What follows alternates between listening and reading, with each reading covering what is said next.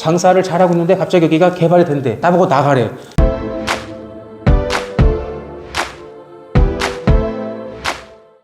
권리 산정 기준일이 언제부터 되는 거예요? 보통 상가 같은 네. 경우는 내가 장사를 하잖아요. 네. 장사를 하기 때문에 이 기준일보다 1년 전부터 장사한 사람들에 한해서는 생활대책용지를 줘요. 그럼 기준일이라면은 내년 발표. 4월에 내년 4월 되는 발표 거예요? 나는 날. 발표? 정부에서 고지하는 날. 여기는 일기 신도시 촉진법에 의해 가지고 이렇게 진행한다고 아마 발표할 거예요. 발표하는 날. 곧 할 거예요. 그러면 안 된다. 나 들어간 게 몇 개월 안 되는데. 제가 말하는 건 세입자들이 내가 장사를 잘하고 있었는데 네. 단순해요. 네. 나는 여기에 아무런 뜻도 없이 장사로 왔어. 장사를 잘하고 있는데 갑자기 여기가 개발이 된대. 나보고 나가래.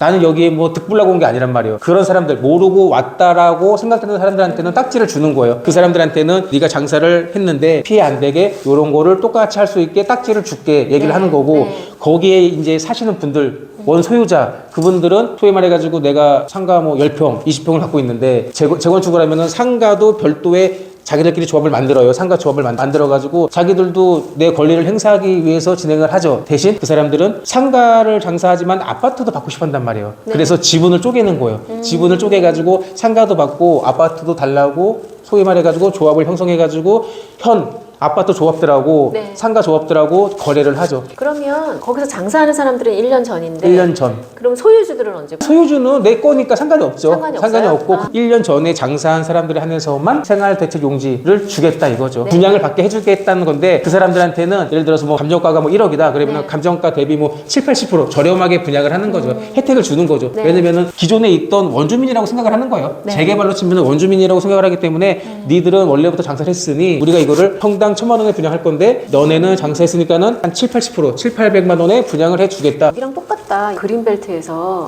저희 집이 이제 어릴 때 농사 지으셨거든요. 네. 그래서 땅 거기 비닐하우스가 있었어요. 거기서 지금 그렇죠. 말씀하신 그런 것처럼 뭘 줬어. 왜냐면은 그 시골 같은 경우도 택지지구 개발하잖아요. 그러면은 이주자 택지, 협의자 택지 해가지고 조건을 줘요. 이주자는 거기에서 내가 잘 살고 있다가 모르고 살다가 개발된 거니까는 네. 거기에서 상가 주택을 주든 일반 주택을 주든 아니면은 아파트를 받든 선택을 하는 거예요. 그래서 이제 시골에 있는 사람들은 그럴 때 갑자기 이제 졸부가 되는 거죠. 그 마곡지구도 비행기 보험 때문에 땅도 못 팔고 왔다 갔다 하다가 이번에 개발되면서 제일 많이 보상받은 사람이 600억이라고 하더라고요. 그런 분은 이제 팔고 싶은데 비행기 소음이 심해가지고 못 판 거예요. 어쩔 수 없이. 근데 거기가 이제 대박이 난 거니까 마곡지구가 하나의 큰 단지가 돼버렸잖아요. 그런 경우가 있어가지고 인천에 한 3년 전부터 생활대책용지 같은 경우도 공장도 가능해요. 가능하기 때문에 알아보러 갔는데 거기는 새가 하나도 없어요. 새가 하나도 없고 남농공단 뭐 이렇게 보거나 성남에 있는 산업단지 봐도 경매 나온 물건은 거의 없어요. 나라가 힘들어도 경매 나온 물건은 거의 없고 있어야 뭐 하나 두 개 거의 없어요. 누차 말하지만 경기가 안 좋다고 회사가 망하는 게 아니라 네. 전체적으로 그냥 다운되는 거예요. 우리가 한 100원 벌었으면은 7, 80원으로 다운되기 때문에 그렇게 되고, 어차피 분당이고 공장이고 어디든지 간에 기존에 장사했던 사람들은 장사를 해야 되기 때문에 거기에 대응하는 장소를 할애해 주는 거예요. 네. 좋은 방법인 거죠. 근데 그거를 사전에 알아가지고 1년 전에만 들어가서 딱지 받아가지고 되팔아도 되고, 소유자는 내가 이거를 가지고 더 많은 뭐 아파트라든가 상가를 소유하기 위해서